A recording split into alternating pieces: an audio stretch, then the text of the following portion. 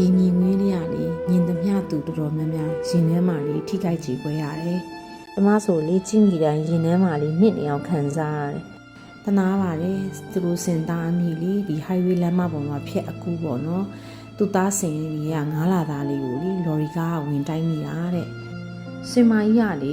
စဖြစ်သေးရပေါ့နော်တညာလုံးလေသူကမနှမူးလေးနဲ့ထိအဲ့လိုမျိုးကြီးသူခေါင်းကြီးနဲ့လေသူကားကြီးကိုလေသူတွန်းထားတာပေါ့နော်သူ့ရင်ထဲမှာတော့သူပြောချင်တာနေမှာပေါ့သူသားလေးကဒီကားအောက်ထမ်းမှာရောက်နေတာပေါ့နော်လာပြီးတော့ကဲကြပါဆိုပြီးတော့ကျမလေးမြင်တိုင်းလေရင်ထဲမှာအရင်ကိုထိကြိုက်တာ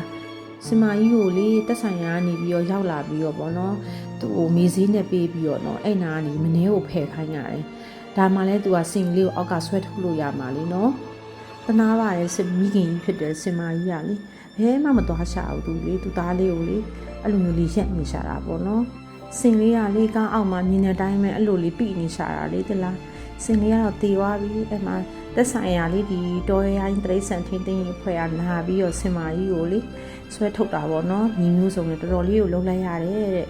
မနေ့ကဆိုရင်လေမေလ17ရက်နေ့ပေါ့နော်တိုက်ခိုက်ဆိုင်ဆိုင်အမီးများနေလေဖြစ်တယ်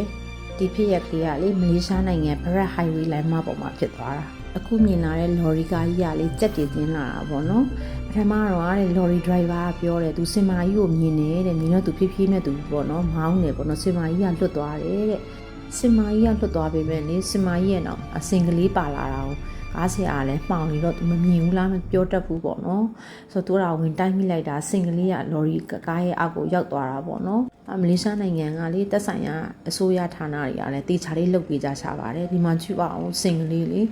သူကလည်းစင်ပေါက်ကလေးဆိုပေမဲ့ကီလို900လောက်ရှိတယ်သားသမီးကိုဆုံးရှုံးလိုက်ရတဲ့စင်မာကြီးလေးသူကြည့်ပါအောင်သူလေးစကားတွေမြဲလေးပြောမှဆိုရင်သူဘာတွေမြဲပြောချင်ရှာမလဲမသိဘူးနော်ငါသားလေးတော့တေသွားပြီရက်ဆက်လိုက်ကြတာလို့သူပြောမလားမသိဘူးတနာပါတယ်သူကလေးအဲ့လိုမျိုးကြီးသူတစ်ချိန်လုံးသူနေကြ9နိုင်လောက်တောင်ကြာတယ်တဲ့လေးရှားနိုင်ငံရဲ့တော်ရိုင်းတရိတ်ဆန်ကြီးထင်းထင်းဆော့ရှောက်ရေးဖွဲ့ရလေစင်မာကြီးကိုတော်ရဲကိုပေါ့နော်တေချာသူတို့ပြန်ပို့ပေးကြတယ်တဲ့သူလေးငိုးနေရှာတယ်တိလာမျက်ရည်တွေကြာလို့